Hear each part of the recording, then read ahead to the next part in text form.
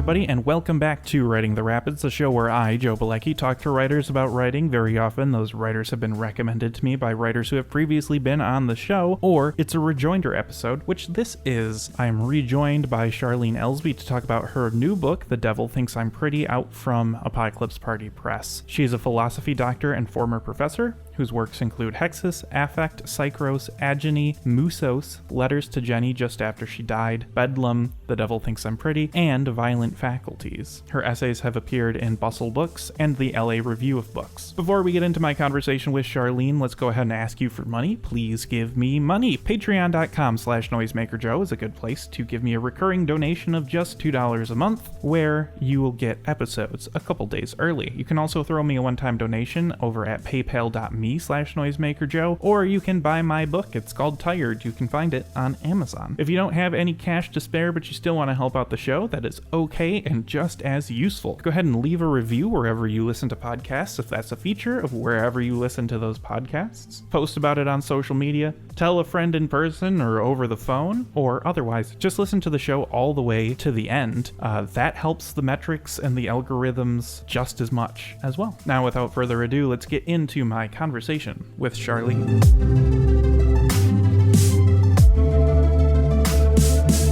Well, I told you before we started recording that I would mention this in the show, and let's just start out with it.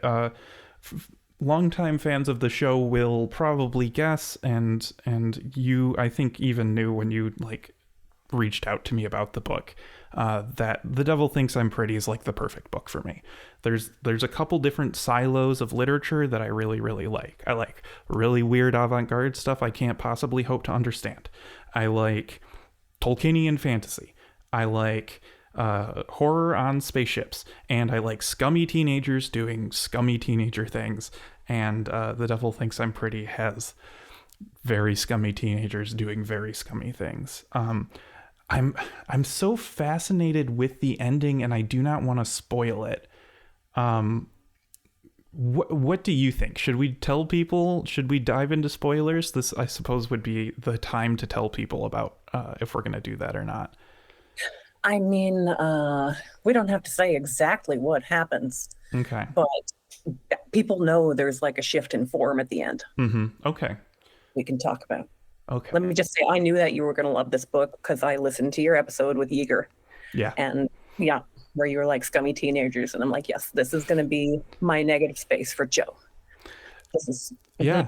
And also from Apocalypse Party, if Ben were smart, and he seems to be, he needs to have some sort of bundle, a negative space, The Devil Thinks I'm Pretty bundle. Coming to your bundle. Yeah.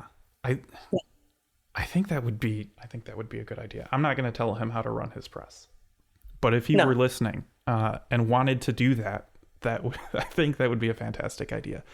You can call it the Joe bundle.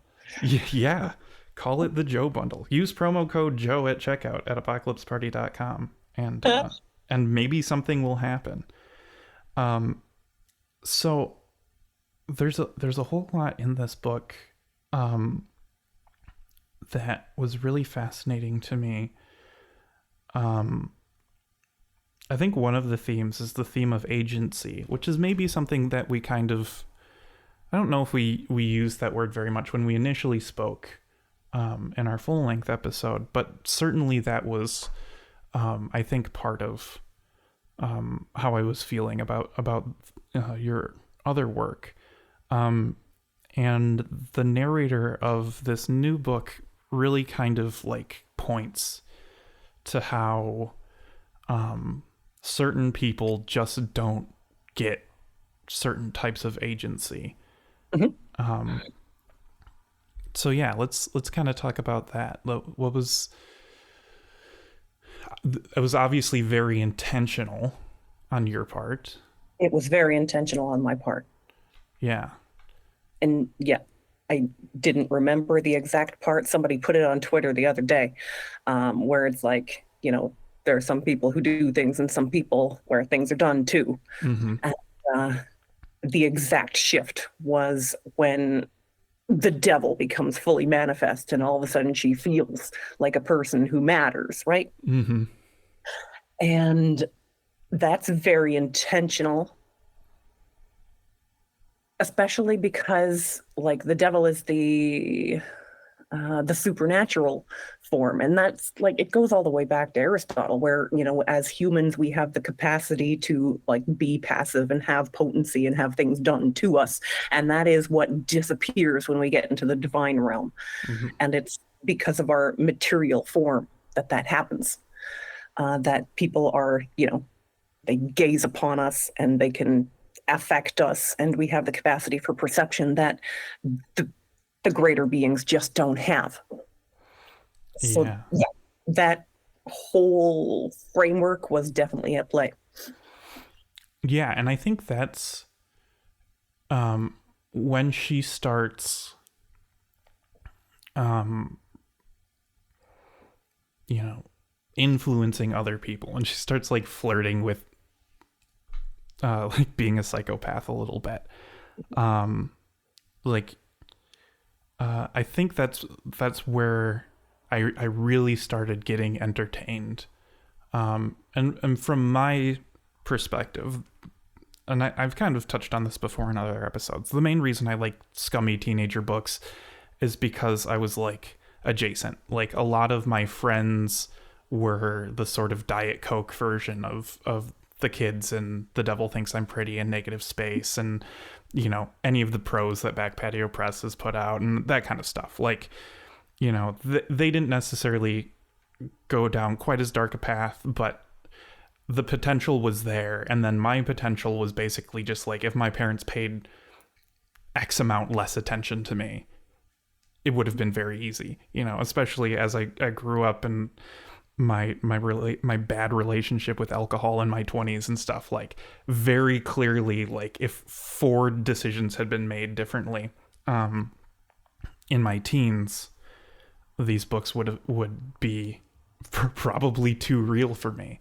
And so like I really enjoy to look at that sort of alternate reality version of myself. And I think there's something to, I kept thinking about the idea of the death drive while reading this. And I think that's something that like kind of ties into acting immorally, for lack of a better term, right? Like, Yes. because because like doing bad things is bad for you. And when you have that youthful way about you, you might not necessarily have had the opportunity to live with any consequences just Mm-hmm. because you haven't been alive long enough. But yeah, I wanted to get at that youthful immortality. Mm-hmm. Immortality, immorality seem to go together. And, you know, I do wonder if, like, the human soul in its infancy, when it's just in a human form, just doesn't feel as attached to life as we do as we age. Like, Yeah. I remember not worrying about death as a youngster and just assuming everything would work out for the best and that what I did would not have consequences. And, now I'm in my late 30s and I can still feel the bones I broke when I was 14. And it seems Mm-hmm. a little more real that we're frail human things that will die. Yeah. And I think you mention it in the book too, that allusion to the idea that like babies can still remember heaven, that certain religions have, is like, I like the idea that that is a memory that slowly fades away, instead of I forget which tradition has it, but like the reason why you have the dimple is that you're like hanging out in heaven, and then when you get called down to be born, the angel like puts her finger on your lips to silence you so you don't say all the secrets from the afterlife. Okay. And I can't remember what tradition that comes from, No, and I haven't heard that but before. it doesn't. Yeah. But I like the idea that it's less sudden than that. That like you're not attached to life because you're still kind of like on the other side a little bit as your brain starts to develop. Right? You're just on vacation. Yeah. Yeah. And I think even there's an interesting thing with this book too, because like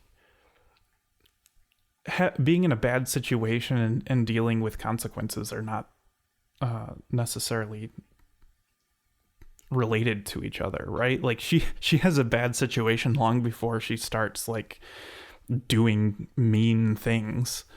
Mm-hmm. And yeah, I think there's something there too.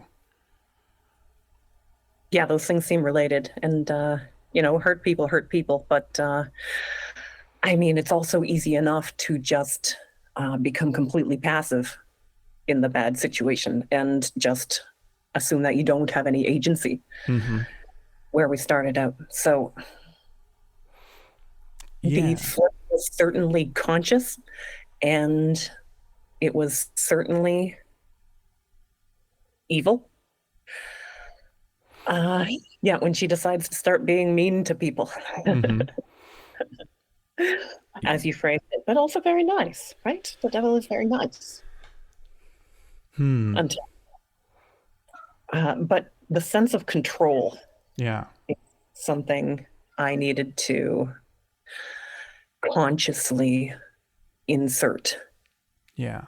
and fight with my own tendency to be like, you can't do that. That's bad. That's wrong. Mm-hmm. Right? It's too aggressive. What she's doing to this poor man down the street. Like, Mm-hmm. why do that? And it's like the reason because he's weak and she knows she can, Mm-hmm. which is definitely a thing that humans do, but we think is wrong. Yeah. Yeah. Yeah. Yeah, it's like when you're so agency starved, any agency at all becomes attractive. Which then becomes, kind of paradoxically like a lack of agency, because then you're just giving into your darkest desires. You're not actively choosing anything. You're just kind of exerting a force, but you're not necessarily even really like, if you're not thinking about it very hard and you're not considering it, then just because you're exerting force or control on someone else doesn't mean that you're actually under control, which I guess is kind of the point with the devil being inside her from the very beginning. That is, Yeah. I mean, you're starting to sound like one of these early medieval philosophers. oh dear. Would argue that when people do wrong, it's not of their own accord, right? Mm-hmm. That they're simply a slave to their baser desires and they don't actually have any agency at all unless they choose the good willfully. Mm-hmm. Yeah, but yeah, only certain choices are free under that concept. Yeah. Uh-huh. Yeah, that can be convenient, I think, then too, right? Because devil made me do it. Don't know what to tell you. Maybe don't have a systemic poverty force keeping me down and making me feel weak and useless. Wouldn't that be nice? Oh, this is maybe neither here nor there. We don't have to talk about the quote specifically, but there is a quote from the Life of Pythagoras, which I was tickled by. I think I was curious as to why you chose that specifically. Just that I think the Pythagorean cult is fascinating and silly. I love the Pythagorean cult. Hmm. It's fascinating. I don't know how silly it is. I think they're getting at something, especially with the numerical studies. Sure. And yeah, I used to use that as a way to read Plato, which the same guy does, whose quotation I was translating. And I don't know if you read the book title that I was quoting from, but it is long and simple. It is. I was like, is this a list? Nope. It's just one title. Yeah. No, but I went through. I picked up the book and I took words and I pasted them together in a way that they did not appear in the original text. Hmm. And there was an earlier draft of this where I interspersed those words with my own words, and I was like, nah, take them out and just go full Pythagoras. But I really feel like they were getting somewhere with the mathematical reaching for God. Mm-hmm. And just trying to contain something of the immaterial abstract in a way that's comprehensible to humanity. Yeah, Triangles, just triangles. that period of philosophy is very interesting to me. I guess the part that's silly is the stuff about the beans. How they like That's silly, yeah. There's this story where they like are being a couple of them are being chased by somebody, I forget who at the moment, and they like basically get trapped because they come across a bean field and they're like, I'm not gonna walk over all those beans. Nope. Yeah, and in the version I heard, it's like, that's how the Pythagoreans died. Like those were the last of them, and they were stuck at the edge of the bean field, and they just couldn't keep going. Yeah. But it made a little more sense to me when I looked back and like what they're talking about with beans could also be seeds, and then seeds can be like also like semen and eggs. Then it fits with the general vegetarian vibe. Yeah. If they're not allowed to eat eggs and stuff, right? Sure. Or swallow. So I prefer the interpretation that makes them seem smarter. That's fine. Yeah. No, I've only ever like learned about Pythagoreanism from YouTube videos and podcast episodes. So it's more just kind of like, here's the basis of what they believed. And oh yes, also they were silly about beans. So yeah, I know I like that interpretation too. That's much better. And the whole like dedication to secrecy and which just makes them more fascinating because we can't ever know beyond a certain point, and even some of the things that we do know feels like we shouldn't know. And the study of Western esotericism is fun if you're willing to let it be fun for you. So and I'm bought in, so that's cool. Me too. I love making connections and trying to fit together little puzzle pieces by myself, and when it's not determined for you, you have that little bit of freedom for interpretation. It's like they might have thought what I want them to think. Yeah, I mean that's academia, baby. Just it's academia, baby. Yeah.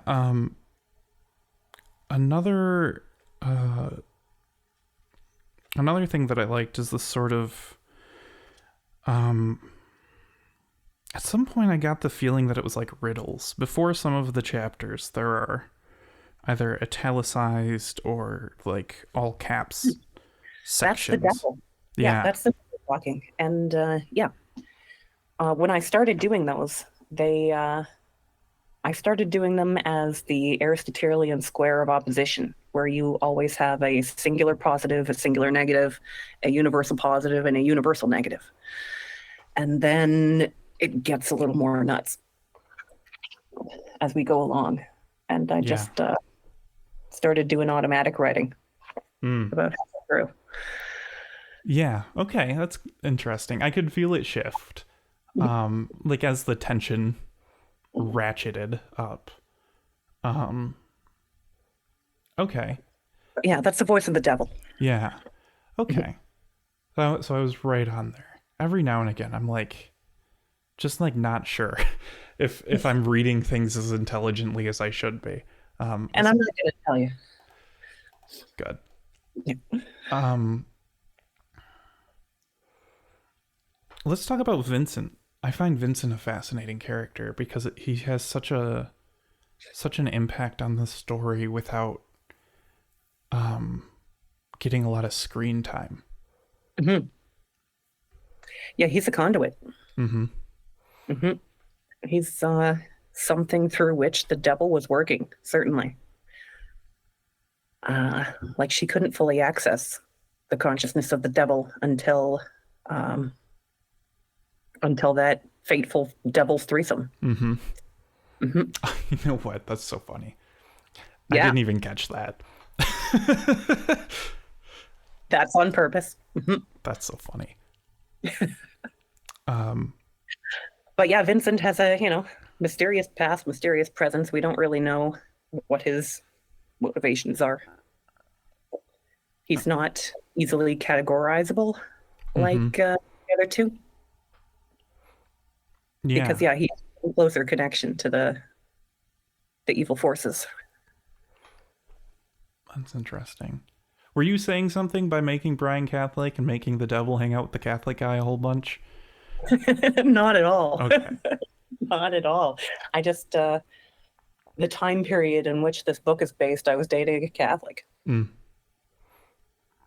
That's it. That's all. I'm sorry. Thank you. Thank you. Um, I feel bad about it even today. that's what we do. In fact, I was raised Catholic. It's um, yeah. I think, man, that guilt thing, like, it was kind of funny to me when I was, being more online and seeing memes about that. And now that I'm further away from both of those things, I'm like, oh no, that was really a thing. That was like Mm-hmm. really a thing. Like, I feel bad about everything I do.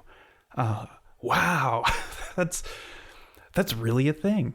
Working on that? Are you Hmm. trying to overcome that Yeah, omnipresent sense of shame? yeah. I'm doing this thing now where I just choose to believe people when they say nice things about me. Oh, it's hard. It's tough, but I don't know. One of the things I was talking to a friend. I suppose this is a bit of a non sequitur. I was kind of explaining how my mind works and how when I got on antidepressants, how I sort of was able to start like talking to myself. Mhm. Like when like negative self talk was coming, I was able to like also consciously just be like, no, thank you. Okay. And she was like, oh, that's dialectical behavior theory, which is just apparently that's what it is like recognizing your thoughts and having a conversation with your thoughts to Oh, okay. think So, what you want to think. And so I've kind of gotten past the sort of negative self-talk thing now into using that to tackle like social anxiety. So when people are like, hey, I enjoyed talking to you, I say, oh, that person enjoyed talking to me. And it's their problem it's if they were lying to me. rude. It's like, people are generally saying what they mean. Mm-hmm. Hmm. Yeah. Rational to think they are. Yeah. But I mean, what if everyone is out to get you? I don't know. Then I don't stand a chance and I'll just let it wash over me. Right? Right. Got to live through that too. Um, I think I, I kept feeling so one of the things, and I don't know if this was because of how I've been trying to sort of shift how I approach my peers, I guess, the contemporary literature that I read, or what, but I was not allowing myself to completely buy into the literalness of the devil for most of the book. Mm. I was like, this could be a metaphor.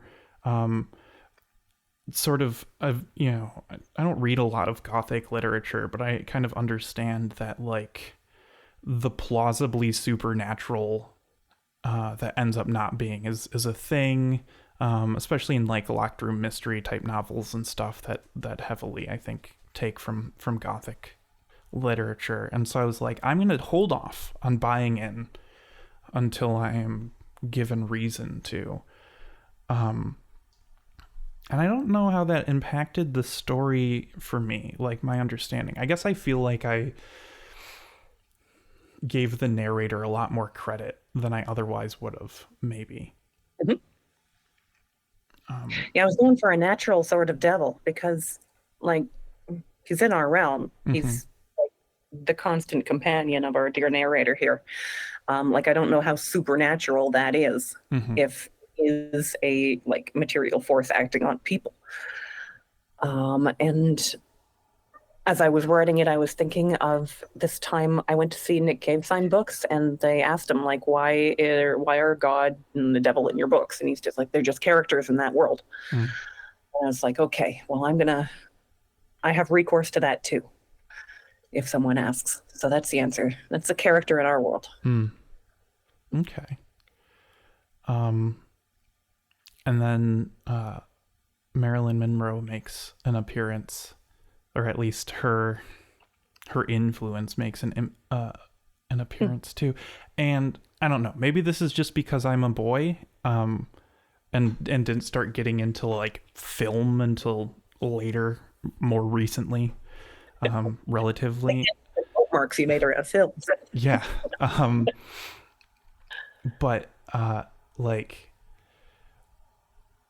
she's one of those figures where like I know she has a lot of influence on people, but I'm not really acquainted with it. I'm not familiar with, I get sort of the iconic things, but I don't know if I've seen any of her movies.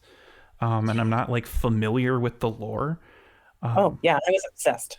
I had all the movies on VHS. They released like two sets. They were called the Diamond Collection, and like first they had all the popular ones, and then like the secondarily popular ones. She must have done like 50 movies because she was under contract to the studio, just getting paid shitty, just pumping them out, just pumping them out. But she is a total icon and probably the singular source of my sense of humor. Mm. Where you like say something absurd and pretend you haven't. Mm-hmm. That is her jam. In Gentlemen Prefer Blondes, in How to Marry a Millionaire, all the big ones. Yeah. Yeah, Cool. she doesn't seem to know what's going on. Mm. I can relate. Maybe I need to watch a whole bunch of Marilyn Monroe movies, and I'll get it. Yep. But her sort of influence on, I don't know. I don't know how to say it. So I remember, I feel like this was going to be the second time in a very short period of time I mentioned the time when I went home from high school sick and watched like slam poetry competitions on HBO. But I remember as I was fading in and out of my Dayquil haze, lots of the female poets invoking her, I feel like both positively and negatively. And this at this point, we're how many years ago? I'm not going to think about that. I just turned 31 and I don't want to think about how long ago my teenage years was. I can't do the math easily and I don't want to try. But I must have been like 17. And so very, very dumb about these sorts of things, and very uninformed. And so like, that's kind of like my main jumping off point, is that like a lot of people have a lot of strong feelings about her with regard to like how women see themselves and how the world sees women. Yeah, like there's a contemporary correlate if you watch the Barbie movie. Mm-hmm. It's like, yes, women's empowerment, etc., but also you're the product of capitalism and meant as a product to be gazed upon or whatever, and something with very little agency, which is also the focus of the Blonde movie that came out last year. That was a great movie. Was it? Mm-hmm. Okay. I heard lots of conflicting things about it. It's by the guy who does all the Nick Cave documentaries, and like Nick Cave and Warren Ellis did the soundtrack. And it is not a blockbuster. It is a film. Yeah. It's an air quotes film. Yeah. I know I definitely like spoke out loud to my wife. I'd like to see that movie at some point, and I don't think we talked about it before that. But like, I don't know. It's kind of that like that both directions thing, because isn't that based on a book by Joyce Carol Oates, who is similarly like polarizing, I suppose. And it seems like even Nick Cave recently had a moment where some people became very disappointed in him because he paraphrased conservative as the new punk rock or whatever. Yeah, I think that's sold a lot, especially by conservatives. Hmm. And we wonder, you know, how long a public figure should continue to express their opinions for all to consider. Sure. Yeah. Yeah, but I think he's keeping up. It was, yeah, it was, I don't know, poor guy. Yeah. And Joyce Carol Oates, I'm not fully versed on Hmm. uh, what she's been up to. I have, you Tweeting a know, lot, apparently. Twitter. Yeah, Um, yeah. and I know people who like whom I trust who are very suspicious of her. So Mm, I'm yeah. just, I'll choose to be wary. That's fine. I think that's a good plan for a whole bunch of people. The only thing I knew about her until very recently was that she had written a lot of books, and people asked her, how could you possibly write so many books? And she said, I sit down at my computer for 8 hours a day and write, which is a very frank thing to say, and something that like makes a lot of sense to me as a person who's um you know, who wants to be prolific. I don't know. Could you do this day job style? Um, I I want to believe I could, but I did have almost a year where really my only distraction was a small child, and really only did one book, and one first draft of one book at that. In addition, right? I was saying before this, I've been working on the same YouTube video essay script for like 9 months now too, and it's like it still has a lot of work. Um, Yeah, I know for a fact I couldn't do that. I just a couple of months unemployed. I'm like, I'm gonna write all day. Fucking shit. It was awful. Everything I wrote. mm, There was no heart, no soul to it. that's interesting, and that's a whole other conversation. But I find that so interesting because I do so well at NaNoWriMo, or with NaNoWriMo, because it forces me to write because I have to hit the goal. Like I set the arbitrary goal is set for me, which is even better. And there's still no accountability. Nobody cares. And especially at this point, if I were to not do Nano this year or fail, everyone would be like, yeah, but she did it for like 8 years in a row. You have all those novels. Like, who cares? Um, but even still, there's a website with a graph, and the graph tells me where I'm supposed to be and where I am, and that's all I need. Yeah, you're gonna have to live up to that.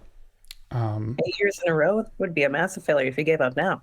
See, there we go. This is what I need. This is the correct type of support to give me. November is coming. I need to see some word counts. Oh, I'm so excited about this year. So let's finish with the end. And again, Okay. we're shifting to more vagueness. Yep. But we go into a sort of film script Mhm. type thing. So it pulls the reader back. Yep. Which funnily enough is something that I've been thinking about, how changing perspective like that changes the audience's impression of the events, because Oakley Hall's book Warlock does that, where it's mostly in just like regular old third person, but one character who barely appears in the main action has a journal that appears throughout the book, that is a nice counterpoint to the dialogue. And so we pull back from our narrator into this filmic version of what happens, where stuff goes so far off the rails so fast. Mhm. Let's talk about that briefly. Let's talk about that briefly. Um, So yeah, go ahead. the idea came from an album I was listening to because I pulled out all of my old goth, post-goth albums Mm, to listen to while I was writing, and Roland S. Howard has one called Teenage Snuff Film mm. that I had on uh, ordered into the record store and put on my record player. Uh, but it has the effect, and here's why it's a great idea, and it's takes you out of the inner monologue that the narrator has been just forcing on you this whole book. And like in the film script version, there's only room for perception and dialogue that is actually spoken aloud. So it's a complete cutoff of the inner monologue of the narrator. And it's like all you've got now is what's happening. Yeah.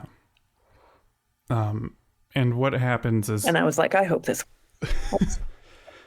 You hope it what? I hope it works. Oh, it did.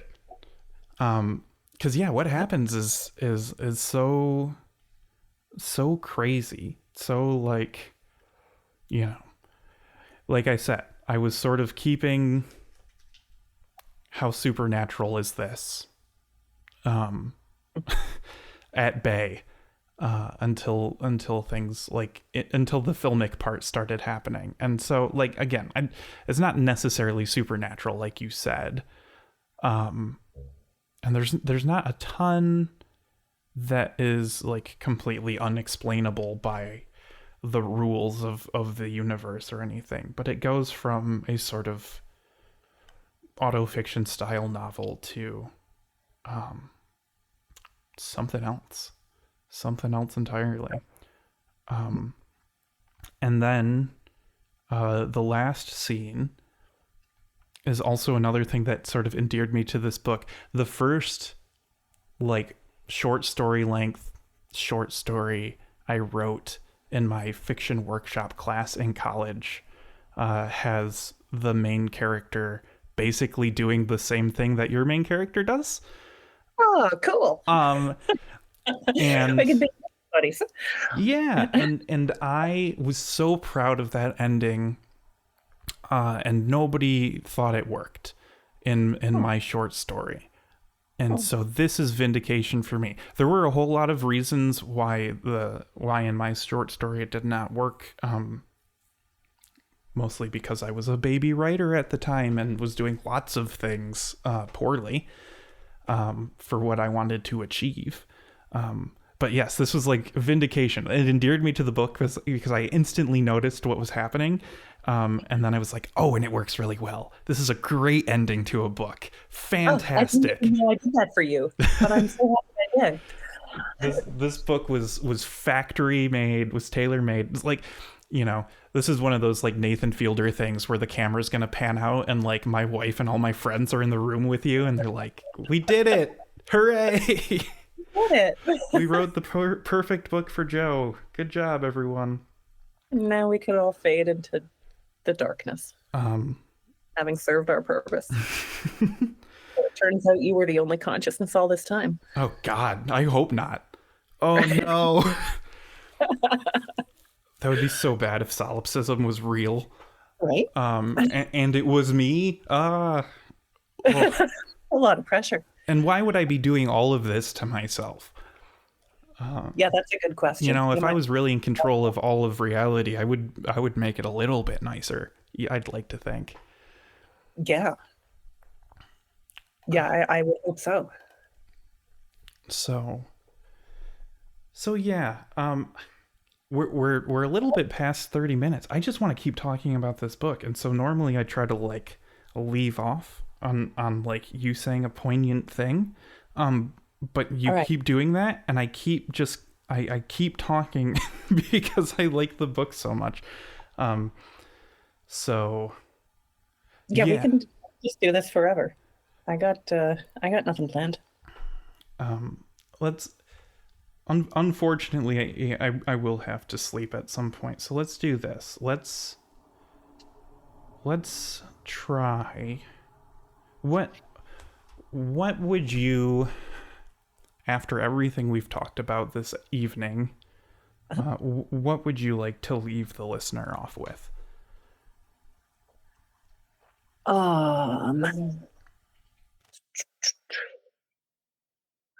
Well, I think they need to read this book. And I mean, so far I've been getting pretty good reactions, but I'm aware when I wrote this, it's not going to be universally beloved. But I really hope it just finds the people it's meant to find, because that's what makes me feel good.